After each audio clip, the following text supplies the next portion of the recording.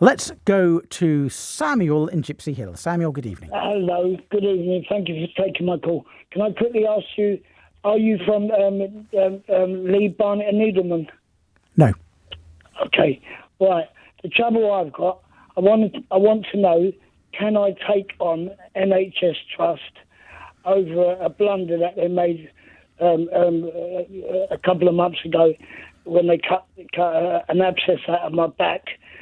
The doctor, I sat in the waiting room for about 4 hours, and the doctor come in, laid me down on the table, said he wasn't going to give me any painkillers or injection for the pain.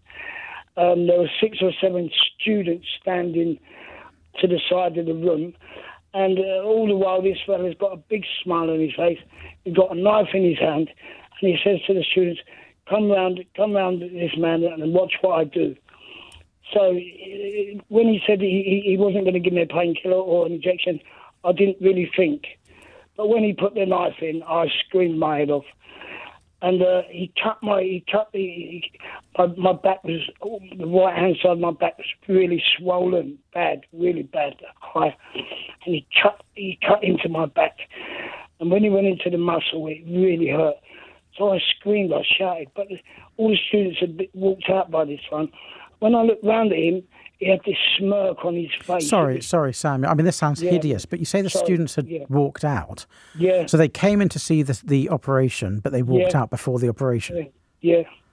The doctor said to him, come round, because they was all standing to the side in a bunch, and the doctor said, come round and see what I'm doing here. But he had a really evil smirk on his face. And I'm scared of hospitals.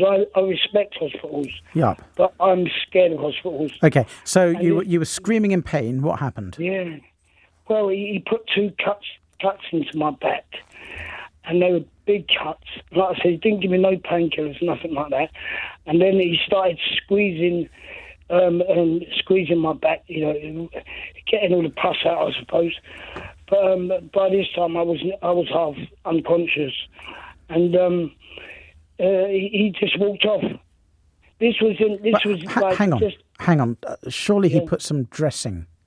No. He walked off, and the nurse come in and done all the dressing. Okay. I don't remember that part. But the guy, I turned around and looked at him. He looked like he was really enjoying himself, and he had a smirk on his face all the time. Right. Now, he was taking poison out of my back, right?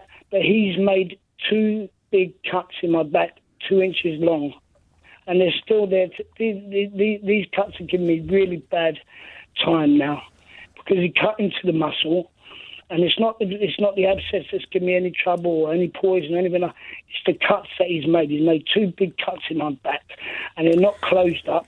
Ooh. They haven't got anything infected. I'm wondering, is it possible to sue him? Yes. I mean, it's more common to sue the NHS Trust, because the NHS Trust has money. He may have money, but he may not. He'll be insured through the trust. Right. But someone's actually texted in, and I don't know whether this is right or not. They don't say what their qualifications are. The local anaesthetic injection is more painful than the incision. That's why they didn't give it. That sounds surprising to me, if it's as painful as you're describing. Wow, because it really hurt. Yeah. You can imagine. Had you been told or offered the option of a painful local anaesthetic or nothing. No anaesthetic? I wasn't offered nothing. Someone told me to lay down in a fetal position, and he lifted up my shirt. Yeah, I please, no more detail. Otherwise, I'm going to be sick, and they're going to have to clean the sick off my microphone. Let me tell you, Daniel, I'm having nightmares about myself. Literally, I cannot get this bloody thing out of my head, and it's really painful. I've got antiseptic cream. Okay, Samuel, I'm just going to answer the question which I assume you phoned to ask me, which is, can you sue the hospital, stroke doctor, stroke trust? Yeah, I'd love to sue the doctor. If they've fallen below acceptable medical standards, then yes. If they've acted in a way which no competent or reasonably competent surgeon would act by failing to give you an anaesthetic, then yes. I don't know whether two things. First of all, the person who texted in is correct. I don't know if they're from a medical background or not, but they said it's customary not to give local anaesthetic for that sort of situation. That's not really the big question. But the big to question me, is go on.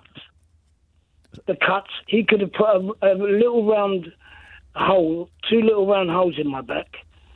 Yeah, but 2 inches is quite big, he's got this knife in his hand, and he's cut me. All right. And he's sawing into my back. And there's 2 massive, over 2 inches long. Yeah, and of course, if you're going to be subjected to a surgical procedure without a local anaesthetic, then one would have expected the doctor to explain that to you and get your consent to that procedure. So it does sound like something's gone wrong here, Samuel. I stayed there 3 hours on that chair. Okay, Samuel, what I would do, in fact, Jay, thank you for texting this in. What you can do is a PALS complaint, which is the NHS complaint service, and that's the first port of call. But also I would go and speak to some clinical negligence specialist solicitors. You'll find them on the internet, who may be able to bring a claim. And your claim, I'm assuming you didn't lose any work. Do you work still, Samuel? No. So it's just going to be for pain and suffering, which it'll be a couple of £1,000. But it's the first thing I would do is an internal complaint with the NHS and see what happens. You have 3 years in which to bring a claim. So that's plenty of time, and see what explanation they give. It may be, I don't know, it may be they say some form of anaesthetic was used and you didn't realise. It just still hurt. Someone's texted in, anaesthetic doesn't work on an abscess. Well, I'm sure that's technically right, but it's the cuts that the anaesthetic would help with, I would have thought. I think that's the point that Samuel's making. Samuel, I wish you luck with that, but I think I've helped as much as I can on that one. Use the internal complaint service, and if they have acted below the standard of a competent doctor, then you will have a claim there.